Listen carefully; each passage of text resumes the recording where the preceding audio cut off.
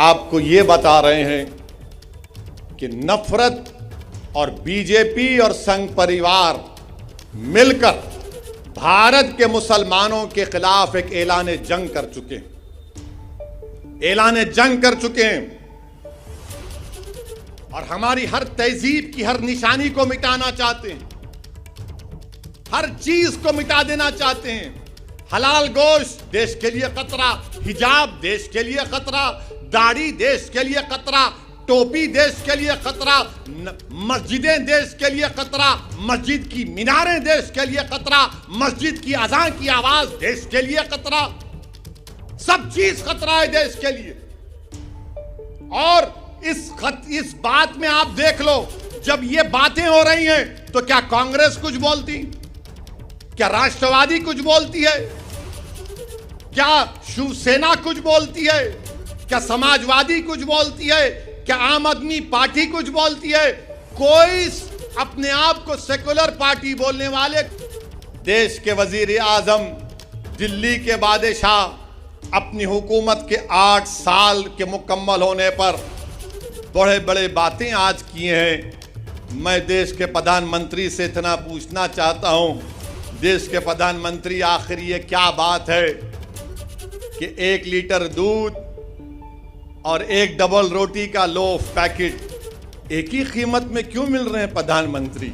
महंगाई, इन्फ्लेशन सबसे हाईएस्ट है, बेरोजगारी नौजवानों में जो भारत में दुनिया में किसी मुल्क में नहीं है, मगर मोदी जी बोल रहे 8 साल में मैंने चांद पर जाकर मट्टी आपके कदमों में डाल दी।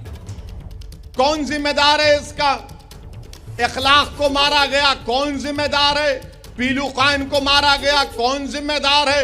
रगबर को मारा गया, कौन जिम्मेदार है? दिल्ली का फसाद हुआ, कौन जिम्मेदार है? गाय के नाम पर पीटा गया, कौन जिम्मेदार है? दाढ़ी के नाम पर मारा गया, कौन जिम्मेदार है? सर पर टोपी पहनने पर मारा गया, हाफिज जुनैद को चलती हुई ट्रेन में मारा गया, कौन जिम्मेदार है? सेंधवा में 12 घरों को तोड़ दिया गया, कौन जिम्मेदार है? मध्य प्रदेश खरगोन में 22 घरों को तोड़ दिया गया, कौन जिम्मेदार है? राजस्थान के खैरोली में फसाद हुआ, कौन जिम्मेदार है? और 8 साल का जश्न मना रहे हैं। अब जब आप भाजपा के लोगों से पूछेंगे, ना मोदी जी ने तो 370 निकाल दिया, तो जब 370 निकाल कर आपने कहा था कि आतंकवाद का खात्मा कर दिया, तो कल एक टिकटॉक, एक टीवी के स्टार को गोली मार दी गई, कौन जिम्मेदार है? एक गवर्नमेंट का मुलाजिम पंडित था, कश्मीरी पंडित, उसको मार दिया गया, कौन जिम्मेदार है? तुमने एक झूठी पिक्चर तो बना दी जज्बात में और नफरत पैदा करने के लिए इस्लाम और मुसलमानों के लिए, मगर वो पंडित को मारा, कौन जिम्मेदार है? तुम्हारी सरकार है। पड़ोसी पाकिस्तान से टेररिस्ट कश्मीर में घुस कर आकर गोलियां चलाते हैं, कौन जिम्मेदार है इसका? आपकी सरकार है। नौकरियां नहीं है, कौन जिम्मेदार है इसका?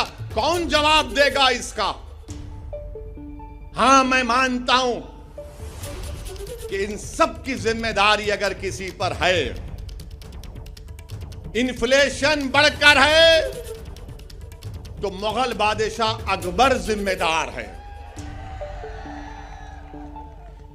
नौजवानों में, युवाओं में बेरोजगारी है, तो ताजमहल बनाने वाले शाहजहां की जिम्मेदारी है।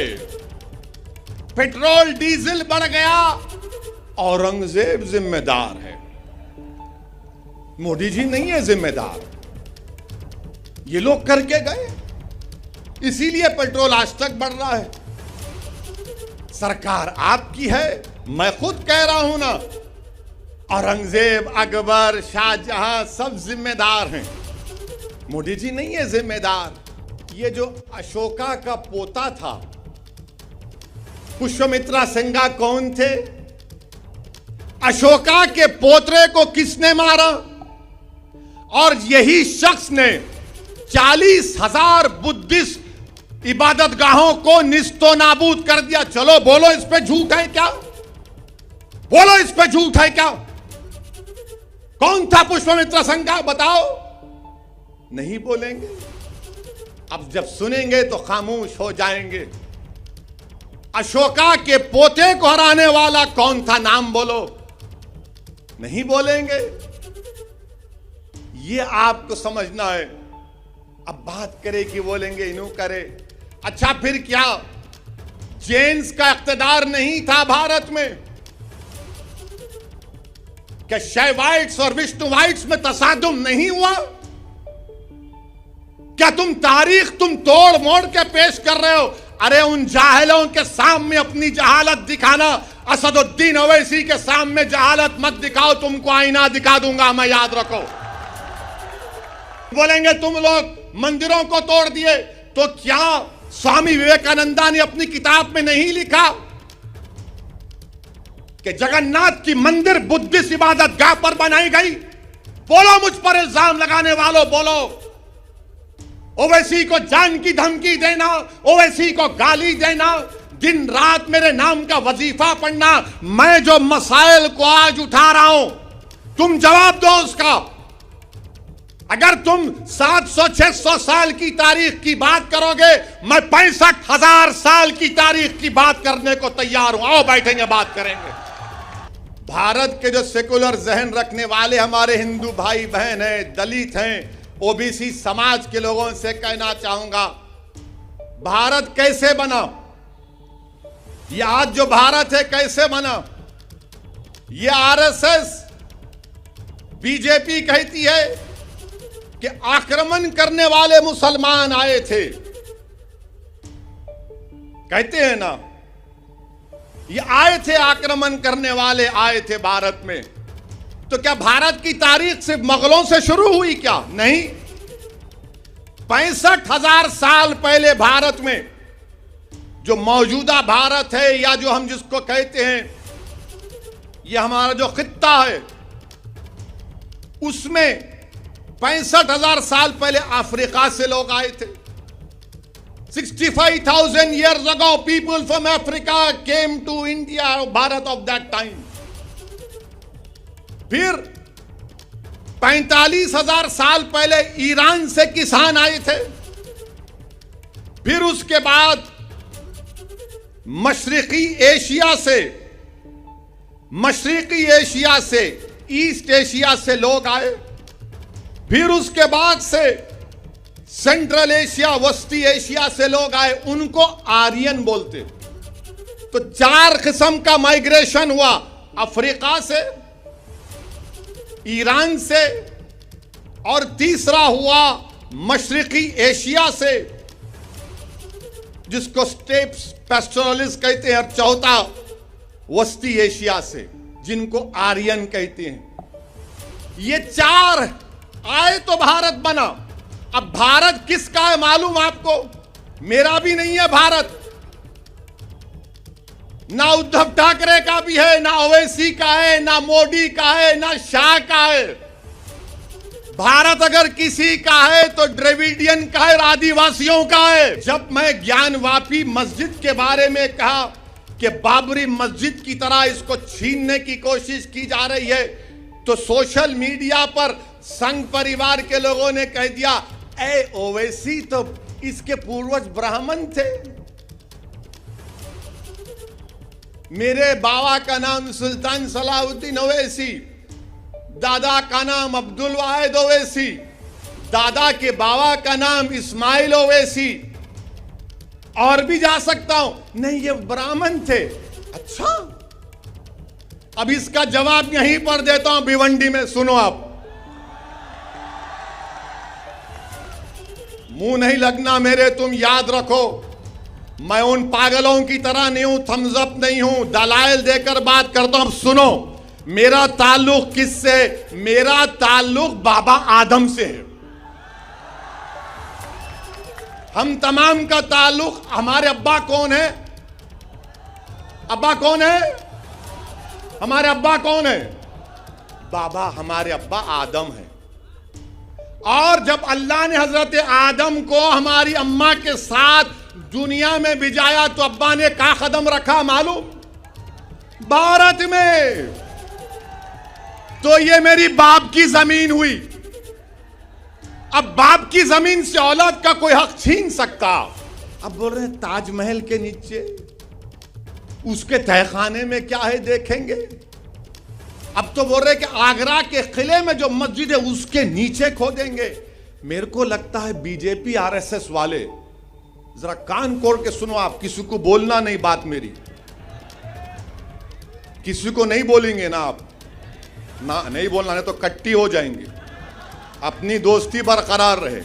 तो इसलिए खोद रहे वो लोग कि देश के प्रधानमंत्री की डिग्री तलाश कर रहे, कहां है कहां है कहां है। नरेंद्र मोदी की एमए पॉलिटिकल साइंस की डिग्री है, मगर देश के प्रधानमंत्री की एंटायर पॉलिटिकल साइंस की डिग्री है, मिलती नहीं है। तो शायद प्यारे बोल रहे मस्जिद के बहाने डिग्री मिल जाएगी, मस्जिद तो नहीं मिलेगी। क्या बात है बताइए आप, ये जोक है, सीरियस मत ले लीजिए। देश के प्रधानमंत्री भी मन की बात में बोलते, जरा ह्यूमर होना चाहिए। रात भर नहीं सोएंगे मेरी तकरीर सुन के, करवटें बदलते रहेंगे, कैसा बोला, ये बोला वो बोला।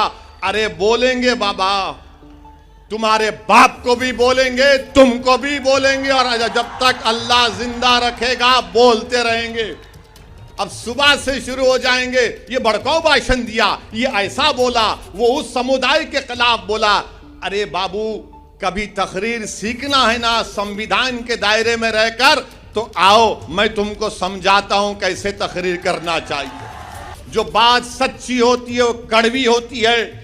कड़वी उन लोगों के लिए होती है जो जुल्म करते हैं, और जो बात सच्ची होती है वो आवाम के दिलों को छू जाती है और दिलों में समा जाती है। बीजेपी से अपील कर रहे हैं कि ये आप नेशनलिज्म का, भारत से मोहब्बत का दर्स हमको मत दो आप। हम वो लोग हैं जो हमारे बुजुर्ग जेल में थे,